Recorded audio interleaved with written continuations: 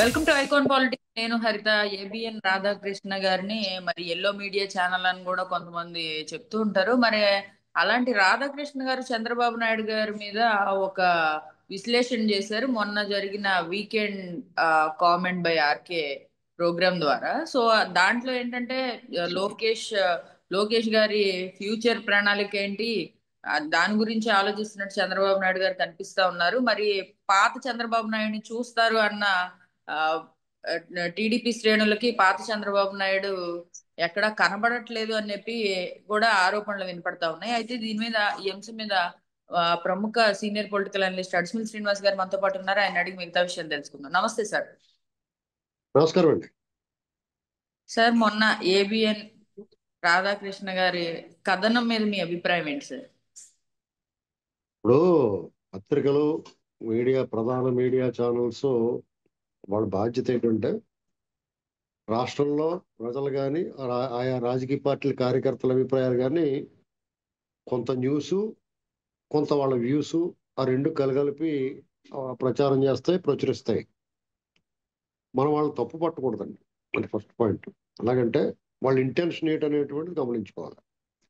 సాధారణంగా ఆంధ్రప్రదేశ్లో చాలా మంది చెప్పేది ఏంటంటే ఈనాడు కానీ, ఆంధ్రజ్యోతి కానీ, లేకపోతే ఏబిఎన్ ఛానల్ కానీ, టీవీ5 కానీ, ఈటీవీ కానీ, మహా టీవీ కానీ, ఇవి టీడీపీ సపోర్టర్స్ పచ్చ ఛానల్లో పచ్చ పత్రికలు అని చెప్పేసి వాటికి ముద్ర వేసి వదిలేశారు అట్లా. కానీ ఆనాడు నుంచి ఈనాడు దాకా ఈనాడు ఏనాడైనా ప్రజల పక్షానే ఉంది. ఇది నిరూపిత సత్యం. అలాగే ఆంధ్రజ్యోతి కూడా దమ్మున్న ఛానల్గా చెప్పుకుంటారు. ఆంధ్ర పేపర్ కూడా అక్షరాయుధం అంటారు. నిజంగానే అవి అక్షరాలు ములికిల్లా గుచ్చుకుంటాయి ఎవరికైనా సరే. ఒక్కొక్కసారి వాళ్ళ కథనాలు, అంచనాలు తప్పు అవ్వచ్చు. వాళ్ళేం మానవ మాత్రులే కదా, దేవుళ్ళు ఏం కాదు కదా. మీరందరూ జర్నలిస్టులు అందరూ కూడా మీకు ఒక నానుడి ఉంది, రవి కాంచని చోట కవి కాంచును అని. అంటే సూర్యుడు సోకని, సూర్యకిరణాలు తాకని చోట కూడా కవి కానీ వెళ్ళిపోతాడని చెప్పి దాని భావం. అలాగే జర్నలిస్టులు మనం చూసేదానికంటే కూడా లోతుగా వెళ్ళి వాళ్ళు ప్రశ్నల ద్వారా కానీ, వాళ్ళ పరిశోధన ద్వారా కానీ వాళ్ళు కొన్ని నిజాలను బయటకు తీసుకొస్తారు, మాట్లాడతారు. ఇది ఒరిజినల్ జర్నలిజం. అలాగే మన ఈ రాష్ట్రంలో గత 5 ఏళ్ళుగానో 10 ఏళ్ళుగానో సాక్షి లాంటి పత్రిక వచ్చిన తర్వాత జర్నలిజం అంటే కొంచెం స్థాయి తగ్గించిన మాట వాళ్ళు పట్టుకుని ఆ కొంచెం పైన ఉన్న జర్నలిజాన్ని కొంచెం కాళ్ళు చేతులు పట్టు కిందకు లాక్కొచ్చిన పరిస్థితి కూడా చూసాం మనం. మురుగైన ప్రవాహం అని చెప్పేసి ఇలాంటి రకరకాలుగా క్యాప్షన్స్ పెట్టుకుని మాట్లాడిన వాళ్ళు అందరూ ఏ రకంగా వ్యవహరించారో చూసాం. మళ్ళీ ఇప్పుడు ఏం మాట్లాడుతున్నారో చూస్తూ ఉన్నాం. అయితే ఇక్కడ ప్రస్తుతానికి వస్తే ఏబిఎన్ రాధాకృష్ణ గారు వీకెండ్ కామెంట్లో కొంచెం ఘాటుగా మసాలానికంటే ఇలా మసాలా ఎక్కువేసి ఆయన ఒక కథనం ప్రచురించాడు. ఆ టీవీలో కానీ పత్రికలో కానీ రాశారు. ఇందులో కొన్ని వాస్తవాలు ఉండి ఉండవచ్చు. ఎందుకంటే మేము కూడా జనాల్లో ఉంటాం కాబట్టి ఆ జనాల నుంచి మేము ఫీడ్బ్యాక్ సేకరిస్తాం కాబట్టి కొంతమంది అభిప్రాయం అలా ఉండటం మాట వాస్తవం. అది జనాలు చాలా మంది టీడీపీ కార్యకర్తలు కానీ సామాన్య ప్రజలు కూడా చాలా మంది అనుకుంటారు, దాన్ని మనం అంగీకరించాలి. అది అలా అనుకోవడానికి దారి తీసిన పరిస్థితులు ఏంటనేటువంటి కూడా విశ్లేషణ చేసుకోవాలి. అది చెప్పాలి వాళ్ళు యాక్చువల్గా. ఇలా అతను రాసిన దాంట్లో నిజాలు ఉన్నాయి, అలా అనుకుంటున్నమాట వాస్తవమే. జనం అలా అనుకోవడానికి అది వాళ్ళు అపార్థం చేసుకున్నారా లేకపోతే నిజంగానే జరుగుతుందా అనేటువంటి దాన్ని విశ్లేషణ చేసి పత్రికల బాధ్యత అది. లేకపోతే పార్టీ స్పోక్స్ పర్సన్ దాన్ని వివరణ ఇచ్చుకోవాలి జాగ్రత్తగా, కన్విన్సింగ్ గా. ఇది లోపించింది ఆ పార్టీలో, సరిగ్గా చెప్పలేకపోతున్నారు. మాలాంటి వాళ్ళు చెప్తేనేమో ఒక గుండె అదవా నువ్వు టీడీపీ కుక్కరా అని తిడతారు మమ్మల్ని. అంటే ఇప్పుడు ఇది వరకు అభిమానించిన వాళ్ళు కూడా ఇప్పుడు జగన్ మీద పోరాడినప్పుడు, అరాచకాన్ని ప్రశ్నించినప్పుడు భలే మాట్లాడుతున్నాం అన్న వాళ్ళు కూడా ఊరుకుపోయి అంటున్నారు. అది ఎందుకు వచ్చింది అనేటువంటిది గమనించుకోవాలి. ఆ ప్రజల్లో ఆ టైప్ అభిప్రాయం ఎందుకు వచ్చింది అనేటువంటిది ఇది చాలా సున్నితమైన విషయం అండి. నేను అప్పుడే అందుకునే చెప్తా ఉంటాను, పబ్లిక్ ఒపీనియన్ డైనమిక్ గా ఉంటుంది. అది ఎప్పుడు ఎలా మారుతుందో చెప్పలేం. గాలి ఓటంలో ఉంటుంది, గాలి ఎటువైనా వేస్తూ ఉంటుంది. అప్పుడే మిమ్మల్ని ఇంద్రుడు చంద్రుడు అని పొగిడిన వాళ్ళు మీ పట్ల సదభిప్రాయం ఉన్న వాళ్ళు క్షణాల్లో వాళ్ళ అభిప్రాయం మారిపోతూ ఉంటుంది. అది ఎందుకు మారిపోయింది, దానికి కారణాలు ఏంటి అన్వేషించి జాగ్రత్తగా ఆ మూలాన్ని పరిశోధించి దాన్ని పరిష్కారం వైపు వెళ్ళాలి. ఈ వైపు వాళ్ళు ప్రయత్నం చేయకపోతే అలా అలా పెరిగి పెరిగి పెరిగి పూర్తిగా వ్యతిరేకత స్థిరపడిపోద్ది అనమాట. దాన్ని వాళ్ళు సరి చేసుకుంటున్నారు అనుకుంటున్నాను నేను, సరి చేసుకుంటారు కూడా. ఇక్కడ రాధాకృష్ణ గారి వ్యాఖ్యల్లో 100కి 100 మనం ఏకీభవించలేం కానీ చాలా వరకు ఏకీభవించవచ్చు. ఒక లోకేష్ గారి పట్ల వ్యాఖ్యలు మాత్రం నాకు అభ్యంతరకరంగా అనిపించినాయి నాకు. ఆ అభ్యంతరకరమైన వాళ్ళు రాధాకృష్ణ గారు లేదా నేను మీరో లేదా ఇంకో పత్రిక వీళ్ళకు ఉన్నంత బాధ, పరిశీలన, నొప్పి వాళ్ళకు కూడా ఉంటాయి. ఎందుకంటే పదవుల్లో ఉన్న వాళ్ళు వాళ్ళే కదా. ఏదైనా నష్టం జరిగితే ఇమీడియట్ గా వాళ్ళకి జరుగుద్ది. తద్వారా వాళ్ళకి నష్టం జరిగి కూటమి ప్రభుత్వానికి ఇబ్బంది కలిగినా, తెలుగుదేశం పార్టీ దెబ్బతిన్నా ఓవరాల్ గా ఆంధ్రప్రదేశ్ రాష్ట్రం దెబ్బతగులుతుంది. ఇది చరిత్ర చెప్పిన సత్యం. ఎందుకంటే తెలుగుదేశం పార్టీ అనేటువంటిది ఒక రాజకీయ పార్టీగా రాజకీయాలు మాత్రమే చేస్తున్న పార్టీ కాదండి. ఇది ప్రజల జీవితాలతో బడుగు బలహీన వర్గాల వేదికగా పటిష్టంగా నిర్మితమైన ఒక వ్యవస్థ. ఆ వ్యవస్థను దెబ్బతినకుండా కాపాడుకోవాల్సిన బాధ్యత ప్రజలదే. ఎప్పటికప్పుడు కొన్ని మానవ తప్పిదాల వల్ల, రాజకీయ నాయకుల తప్పిదాల వల్ల, లేకపోతే ప్రజల పొరపాటు, గ్రహపాటు, వాళ్ళ అవగాహన లోపం, ఒక్కొక్కసారి మాయకు లోబడి వాళ్ళు వాళ్ళు దెబ్బతీసుకున్నారు. వాళ్ళ భవిష్యత్తును వాళ్ళు పాడు చేసుకున్నారు. కానీ తిరిగి తక్కువ సమయంలోనే తెలుసుకుని, బాబోయ్ మన వేదిక మన ఇల్లు మనం జాగ్రత్త పెట్టుకోవాలరా బాబు అన్నట్టుగా రెడీ చేసుకున్నాం. ఎప్పటికప్పుడు జరుగుతూ వచ్చింది అది. కాబట్టి వాళ్ళు జాగ్రత్తలు తీసుకోవాలి. ఎవరైనా మీరైనా నేనైనా ఏదన్నా సూచన సలహా అది విమర్శలాగా అనిపించవచ్చు. రాధాకృష్ణ గారు చెప్పింది కూడా ఘాటు అయిన విమర్శలా అనిపించవచ్చు. కానీ దాంట్లోంచి వాళ్ళు జాగ్రత్తగా పరిశీలన చేసుకోవాలి. అది నిజం అనుకోండి, సరి చేసుకోవాలి. వాళ్ళు రాధాకృష్ణ గారు చెప్పింది నిజమో ఒకటితో కరెక్ట్గా వాళ్ళకి తెలుస్తుంది. అక్కడ ఉన్న వాళ్ళకి ఎవరైతే అధికారంలో ఉన్నారో, ఎవరైతే అగ్రస్థానంలో ఉన్నారో, ఎవరైతే నాయకత్వం వహిస్తున్నారో వాళ్ళకి పూర్తిగా అవగాహన ఉంటుంది. ఈయన చెప్పింది అది కరెక్టా కాదనేటువంటి మ్యాచ్ చేసుకుంటే సరిపోద్ది, వాళ్ళకి తెలిసిపోద్ది. అది కరెక్ట్ కాదని తెలిసిందనుకోండి ఇగ్నోర్ చేసేయటమే, డోంట్ వరీ. అప్పుడు భయపడాల్సిన అవసరం లేదు. కానీ ఈ ప్రచారం ఎందుకు జరుగుతుంది అనేటువంటిది చూసుకున్న ప్రచారం జరగకుండా ఆ ప్రచారానికి అడ్డుకట్టేయడానికి ఏం చేయాలో చేసుకోవాలి. కాబట్టి పత్రికలు లేకపోతే మనం నిప్పుని గుప్పుడు మూసి ఎన్నాళ్ళు ఉంచలేం. ఏదన్నా పొరపాటు జరిగిందనుకోండి, ఎన్నాళ్ళు మూసి ఉంచుతాం ఎవరైనా కానీ. కాబట్టి అలాంటి పొరపాట్లు ఏం జరిగినాయి. నేనైతే అవగాహన, కమ్యూనికేషన్ గ్యాప్ ఉంది నాయకులకి మధ్య, కార్యకర్తల మధ్య, అలాగే అధినాయకత్వానికి, ద్వితీయ తృతీయ శ్రేణి నాయకత్వానికి మధ్య కమ్యూనికేషన్ గ్యాప్ ఉంది. దాన్ని ఫిలప్ చేసుకోవాలి, దాన్ని ఫిల్ చేసుకోవాలి, ఆ గ్యాప్ని ఫిల్ చేసుకోవాలి.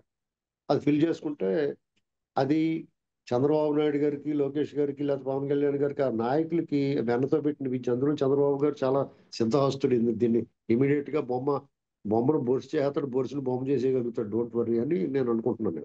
అయితే ఒకటి మాత్రం నిజమండి, ఎవరైనా అక్కడ పాములు ఉన్నాయి చూసుకుని వెళ్ళవయ్యా బాబు అంటే, పాములు ఉన్నాయని భయపెడతావేంటి, అక్కడ లేకపోయినా సరే అని దెబ్బలాడు కూడా అవుతుంది.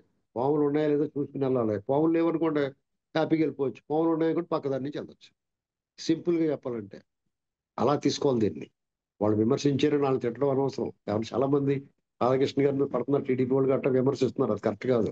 ఎవరన్నా విమర్శిస్తే ఇప్పుడు వాళ్ళ ఇంటెన్షన్ తెలుసుకోవాలి. వాళ్ళు ఎన్నాళ్ళు కూడా టీడీపీకి ఏకపక్షంగా సపోర్ట్ చేస్తాడా చేయడానికి పక్కన పెడితే, జగన్ అరాచకాల మీద పోరాడిన వాళ్ళలో వాళ్ళు ఒకళ్ళు. వాళ్ళు కూడా నిరంతరం జగన్ వాళ్ళ నాన్న మీద కూడా యుద్ధం చేశారండి. వాళ్ళు యుద్ధం చేయడంలో అలసిపోరు. వాళ్ళు ఏమిది అలా చేస్తానే ఉంటారు. దాంట్లో ప్రయోజనాలు ఆశిస్తారంటే డెఫినెట్ గా ఆశిస్తారు. ఊరికి ఎందుకు చేస్తాడు ఎవడన్నా. దానికి వాళ్ళకి ఏదో ఉంది, బెనిఫిట్ ఉంది, వీళ్ళు వస్తానికి బెనిఫిట్ డెఫినెట్ గా ఉంటుంది. లేకుండా ఉత్తరి చేస్తారు ఎవడన్నా. ఊరికి ఉపకారంగా చేస్తారా ఎవడన్నా. ఇప్పుడు వాళ్ళ పత్రిక నడపాలి, వాళ్ళ ఛానల్ నడిపించుకోవాలి. వాళ్ళు దానికి ఏదో ఆదాయం గట్రా రావాలి కదా. జగన్ వచ్చిన తర్వాత కనీసం అడ్వర్టైజ్మెంట్లు, ఆ ప్రకటనలు కూడా ఇవ్వకుండా ఆపేసాడు. వీళ్ళు కొంచెం ప్రకటనలు ఇస్తారు. ఆ ప్రయోజనాలు ఏమి వదులుకోడు కదా ఎవడని. ఎవడి ప్రయోజనాలు ఎవడు వదులుకుంటాడండి. ఊరికనే ఎందుకు చేస్తారు. మాలాడు దూలెక్కిన దూరకాన్ని పెట్టిన వాళ్ళు తప్ప మీకు ఊరికనే ఎవడో చేయడండి.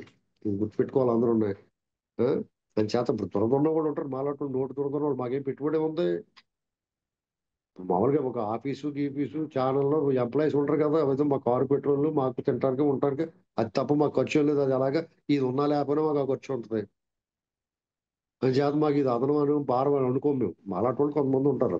మిగతా వాళ్ళందరూ మరి వాళ్ళ జీవనం గడవాలి కదా ఏదో రకంగానే. దాని మీద ఎవడో ఇష్టమైనట్టు పెయిడ్ ఆర్టిస్టులు అని కూడా ఎవరిని కూడా అనకూడదు. జగన్ పార్టీ వాళ్ళు కూడా పెయిడ్ ఆర్టిస్టులు అని అనకూడదు మనం. వాళ్ళ బతుకు తెరువు కోసం వాళ్ళు ఏదో పడుతూ ఉంటారు.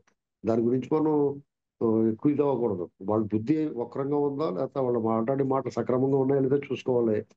సక్రమంగా లేకపోతే పుల్ల వంకర పొయ్యి తీర్చినట్టుగా మనం పొయ్యిలో పెట్టి జాగ్రత్తగా సాల్వ్ చేయాలి. ఇప్పుడు రాడ్ బెండింగ్ చేస్తున్నారు కదా వాళ్ళని తీసుకెళ్లి పోలీసు వాళ్ళు.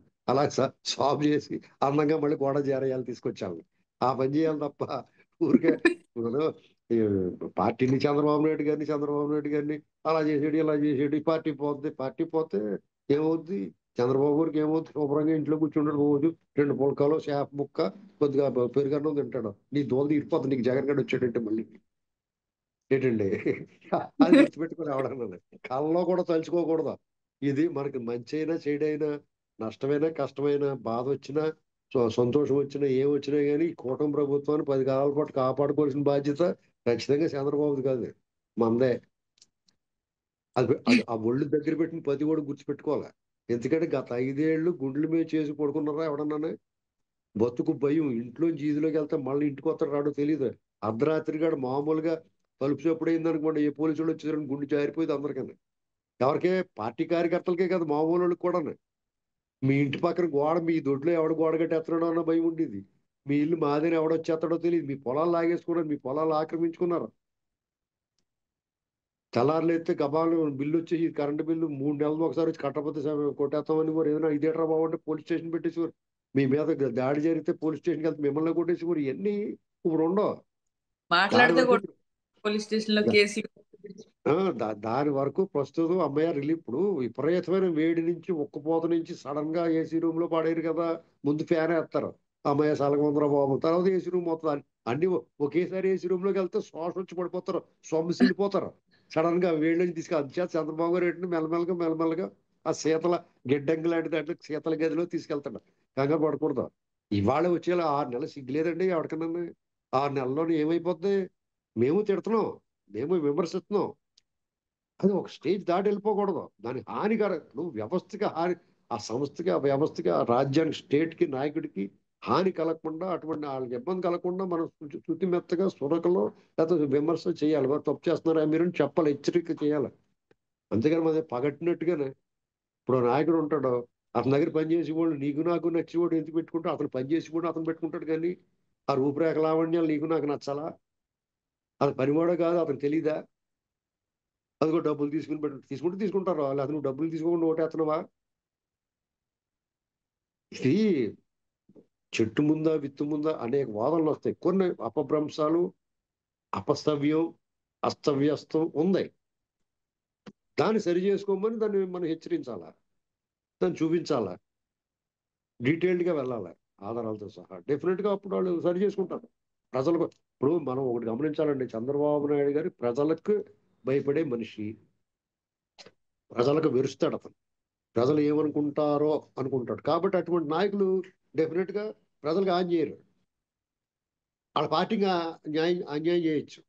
వాళ్ళ పార్టీకి అన్యాయం చేయొచ్చు. ఎందుకంటే ఎవడన్నా ఒకడు చాలా మంచివాడని తండ్రి ఏం చేస్తాడంటే వాళ్ళ బిడ్డల పిల్లలు కూవులేక అన్నం లేక మలమల మాడిపోతున్నాం కానీ రోడ్డు మీద పట్టుకెళ్ళి దానాలు చేస్తూ ఉంటాడు. అలాంటి వాళ్ళు ఉంటారు కొంతమంది. ఆ టైపు ఈయన కూడా ఉండవచ్చు. వాళ్ళ పార్టీని త్యాగం చేస్తూ ఉంటాడు ఒకసారి వాళ్ళ కార్యకర్తల కింద. అది అప్పుడప్పుడు జరుగుద్ది. దాన్ని మనం భూతత్వం చూడక్కర్లేదు. ఇప్పుడు ఇక్కడ ఇప్పుడు ఆంధ్రప్రదేశ్ లో ఒక విచిత్రమైన పరిస్థితి అండి. వాళ్ళొక డెలికేట్ సిచ్యుయేషన్ లో ఉంటారు. మాట్లాడితే ప్రతి ఓడు కూడా తెలుగుదేశం పార్టీలో గెలిచి తెలుగుదేశం పార్టీ గుర్తు మీద గెలిచి తెలుగుదేశం పార్టీ కార్యకర్తలు వీళ్ళందరూ అందలం ఎక్కిస్తే ఆ తెలుగుదేశం పార్టీ వాళ్ళు పక్కన పెట్టేసి ఇంకో పార్టీ వాళ్ళు చూసుకుని కూడా ఉన్నారు ఎమ్మెల్యే. అలాగే ఏ సామాజిక వర్గం తెలుగుదేశం పార్టీది వాళ్ళు అంటగాగుతుంది అంటారో తెలుగుదేశం పార్టీకి ఏ ముద్ర వేసారో ఆ సామాజిక వర్గం వాళ్ళని అందరూ ఉపయోగించుకుని వాళ్ళు తర్వాత మళ్ళీ ఆ సామాజిక వర్గం వాళ్ళు తిడతా ఉంటారు వాళ్ళు. ఇవన్నీ భరించాల. ఇది ఇది ఆ సామాజిక వర్గం ఇప్పుడు అనుకుంటున్నారు ఎందుకు భరించాలరా మనం, మనకి ఏంటి అవసరం వెళ్తాడండి. ఆ భావన రానివ్వకుండా చూసుకోవాల్సిన బాధ్యత నాయకులది. ఒకసారి విరక్తి పుట్టింది అనుకోండి ఎవరికైనా. ఇప్పుడు బీజేపీ అంటే ఎంతో మోజు ఉంటుంది మాకు ఒకప్పుడు. బీజేపీని నాకేసి వాళ్ళు అలాగా. అలాంటిది ఇప్పుడు ఏమైంది? ఓరు బాబు వీళ్ళతో ప్రమాదం రా అని భయం వేస్తుంది. కొన్నాళ్ళు పోయిన తర్వాత వెగట వస్తుంది, అలాంటివి వస్తాయి. ఇప్పుడే మళ్ళీ లైన్లో పడుతుంది అది. అలాగే ఇప్పుడు కాంగ్రెస్ ఉంది, ఫస్ట్ నుంచి తీవ్ర వ్యతిరేకత ఉండేది, మధ్యలో వాళ్ళ మీద జాలేసింది, మళ్ళా ఇప్పుడు చిరాకు వస్తుంది. అలాగా మారుతూ ఉంటుంది ప్రజాభిప్రాయం. దాని జాగ్రత్తగా వాళ్ళ మీద ఉన్న అభిమానం తగ్గకుండా ఎప్పటికప్పుడు చంద్రబాబు నాయుడు గారు స్ట్రాంగ్ గా ఉండటం కారణం అంటే కార్యకర్తల పార్టీ. టీడీపీ ఈ దేశంలో రెండు పార్టీలు ఉన్నాయండి. కేవలం కార్యకర్తల పునాది మీద నిలబడిన పార్టీ భారతీయ జనతా పార్టీ, టీడీపీ రెండు.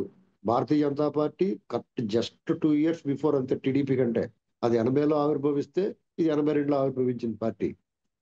వాళ్ళందరికీ 2 ఏళ్ళు పెద్దది బీజేపీ పార్టీ తెలుగుదేశం మీద. 40 46 ఏళ్ల నుంచి ఆళ్ళు, 44 ఏళ్ల నుంచి ఆళ్ళు ఉంటే 42 ఏళ్ల నుంచి వీళ్ళు దిగారు రంగంలోకి. పార్టీ కార్యకర్తలు భుజాలు కాయలు కాసిలా మోస్తారు. బీజేపీలో మోస్తారు, టీడీపీలో మోస్తారు. బీజేపీలో ఏంటంటే అది ఏకనాయకత్వం కాదు కాబట్టి, అది జాతీయ పార్టీ కాబట్టి అందులో 2 దుప్పట్లో, షోలాపూర్ దుప్పట్లో ఒక మడత మంచం గుంట పట్టుకెళ్ళి ఆఫీసులో పడుకున్నవాడు సడన్ గా ప్రధానమంత్రి అయిపోవచ్చే ఛాన్స్ ఉంటుంది వాళ్ళ దాంట్లో బీజేపీలో. మీకు ఇక్కడ ఆంధ్రప్రదేశ్ లో 1% ఓట్లు లేకపోయినా కానీ సడన్ గా ఇక్కడి నుంచి గవర్నర్లో కేంద్ర మంత్రులు అయిపోతారు ఇక్కడి నుంచి. ఆ వెసులుబాటు జాతీయ పార్టీలో ఉంటది. అర్థమైందంటే కేంద్రంలో అధికారులు ఉన్నారనుకోండి, మీకు అక్కడ ఒక్కసారి ప్రజల నుంచి గెలవకపోయినా కానీ నిర్మలా సీతారామన్ గారు 3 సార్లు మంత్రి అయిపోయింది. 3 సార్లు ఆ యూనియన్ మినిస్టర్ అంటే మాట్లాడండి. జీవితకాలం పార్టీలో 5 సార్లు 6 సార్లు గెలిచిన ఎంపీలు ఉంటారు. వాళ్ళకి మంత్రి పదవి అంతా కూడా అందరం ద్రాక్ష పండులాగా అలా కనపడుతూ ఉంటది. అద్దాల షోకేస్ లో ఉన్న కేక్ ముక్కలు కనపడుతూ ఉంటాయి. ఆ మంత్రి పదవి రాదు, అలా అందంగా కనపడుతూ ఉంటుంది. దగ్గరికి వెళ్తే ముట్టుకుంటాం ఉండదు, తింటాం ఉండదు. అలాంటి పరిస్థితి ఉన్న వాళ్ళు 10 మంది ఉన్నారు. మరి ఆవిడకి సడన్ గా లాటరీ కొట్టినట్టు కొట్టేసేయలేదు. మన అందరికి పాప్కార్న్ వాటి మీద కూడా పన్ను వేసేసి ఆవిడ దేశాన్ని ఒడిచిపెట్టి మడత పెడేస్తుంది ఆవిడ. ఏంటండి కదా. అట్లానే ఉంది సార్ ఆవిడ. మరి మరి 140 కోట్ల మందిలో ఆర్థికవేత్తలు లేరా మరి? ఆవిడ స్పెషాలిటీ ఏంటి అంటే ఆ పార్టీ గొప్పతనం అదే. టపాల్మని చాలా సాధారణమైన వ్యక్తులు కూడా, మోడీ గారు కూడా సాధారణమైన అని చెప్తాడు, నేను టీ అమ్ముకున్నాను అన్నాడు.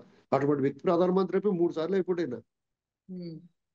అలాగే జాతీయ పార్టీలకు ఉన్న విశిష్టత అలా ఉంటుంది. ప్రాంతీయ పార్టీలు అంటే ఏక వ్యక్తి ప- ఆ అధీనంలో ఉంటుంది. ఆయన మీద బాధ్యత ఎక్కువ ఉంటుంది, ఆయన మీద దాడి కూడా ఉంటుంది. అలాగే ఆయన మతానికి సంబంధించి, ఆయన కులానికి సంబంధించి, లేదా ఆయన ప్రాంతానికి సంబంధించి ఆయన్ని టార్గెట్ చేస్తూ ఉంటారు. అలాంటి అన్నిటిని తప్పించుకుని టీడీపీ పార్టీ బతికి పట్టగట్టిందంటే ఆ కార్యకర్తల బలమే మరి. అందుకని ఆ కార్యకర్తలను కాపాడకుండా బాబు అని చెప్తారు అందరూ. మీకు ఏదైతే పునాది పిల్లర్స్ ఉన్నాయో ఆ పిల్లర్స్ కాపాడుకుంటే, ఇప్పుడు ధర్మాన్ని కాపాడండి, ధర్మమే మిమ్మల్ని కాపాడుతుంది అంటారు కదా. అలాగే మీ కార్యకర్తలు కాపాడుకుంటే మిమ్మల్ని, మీ పార్టీని కార్యకర్తలు కాపాడతారు. ఇది ఫైనల్ గా నేను చెప్పదలుచుకున్నాను. రైట్ సార్, బాగా చెప్పారు సార్. ఇది సింపుల్ గా అర్థమైపోయేలాగా లాస్ట్ పాయింట్లు అయితే ఫైనల్ టచ్ ఇచ్చారు. Thank you sir. తిరిగి మరొక అంశంతో మళ్ళీ కలుద్దాం.